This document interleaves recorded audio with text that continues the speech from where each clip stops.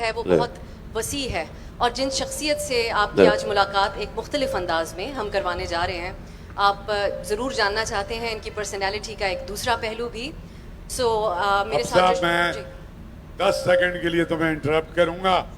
ایک اتنی بڑی شخصیت ہمارے درمیان ہے تو میں پریزیڈنٹ آرٹس کاؤنسل اپنی گورننگ باڈی کی طرف سے، اور ان کا ایک بہت بڑا کارنامہ ہے، اور وہ یہ ہے کہ آج کی یوتھ جو اپنے ادب سے اور تعلیم سے اور اخلاقی قدروں سے دور ہو رہی تھی، ہماری 18 سال کی عارفہ سیدہ زہرا نے اسی زبان میں انہیں بتا دیا ہے کہ کس طرح سے کنیکٹ ہے یوتھ اپنے لٹریچر کے ساتھ.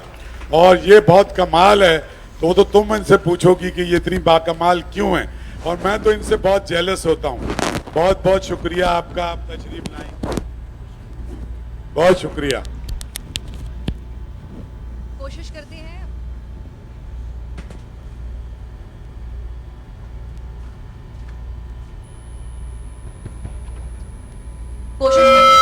شاہ صاحب کی آپ کی جیلسی کو آج ہم دور کر سکیں. لیکن جس طریقے سے شاہ صاحب نے فرمایا، ہماری جو ثقافت ہے، ہماری قومی زبان ہے، ان سب کے محافظوں کے طور پر آپ کو، آپ کے محافظ کے طور پر آپ کو دیکھا جاتا ہے.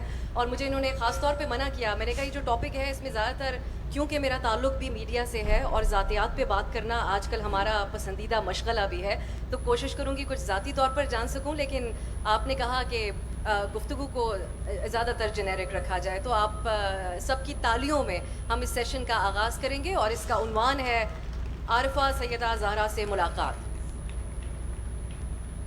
عارفہ صاحبہ، آپ کے لاہور سے محبت کے قصے تو زبان زد عام ہیں، پورا پاکستان جانتا ہے.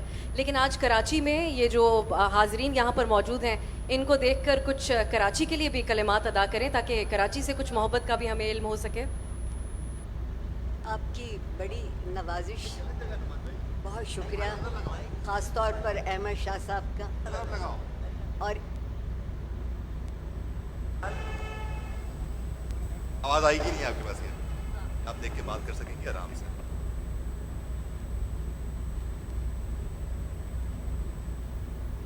میں بےحد ممنون ہوں.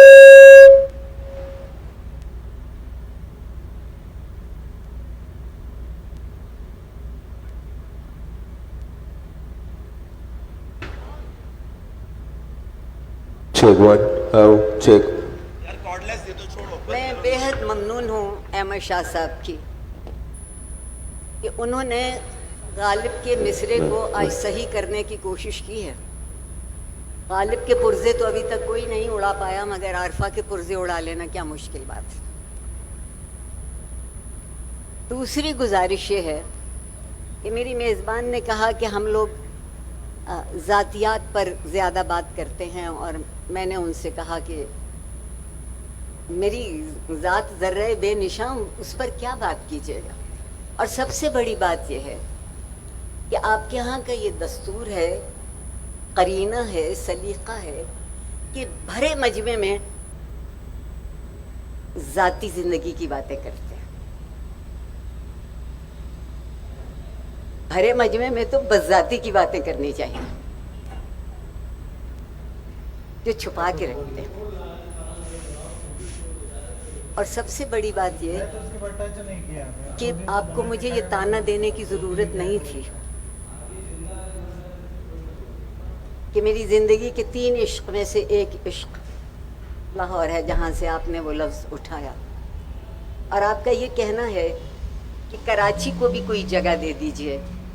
آپ مجھ سے آشنا نہیں، میرا اور آپ کا تعارف ابھی کوئی 20-25 منٹ پہلے ہوا ہے. میں آپ کو نہیں جانتی.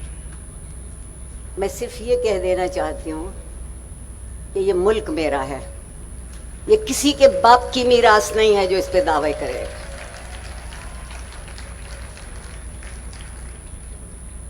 یقیناً آدمی جس جگہ رہتا ہے، جہاں اس کے دن اور رات گزرتے ہیں، ان سے وہ زیادہ بہتر طور پر واقف ہوتا ہے. اور جس چیز، اچھا ہمارے یہاں ایک اور بھی دستور ہے، محبت ہمیشہ اس سے کی جاتی ہے جس سے ہم واقف نہیں ہوتے. اور بعد میں ہمیں خیال آتا ہے کہ یہ تو غلط کر لی, چلیے اگلی دفعہ سے صحیح کریں گے. اسی صحیح اور غلط میں ہم آج تک کسی چیز سے محبت نہیں کر پائے سوائے اپنے نفس کی آواز کے. اس سے زیادہ ہم کچھ سنتے نہیں, اس سے زیادہ ہم کچھ دیکھتے نہیں. کراچی کے ساتھ میں اب شکایت کر رہی ہوں آپ سے اور کراچی والوں سے. یہ شہر پاکستان کا دل تھا. ہم جیسے لوگ چل کے آتے تھے یہاں دھڑکنے کے لیے. آپ نے اس شہر کو خوف زدہ کر کے آنے والوں کو بھی خوف زدہ کر دیا.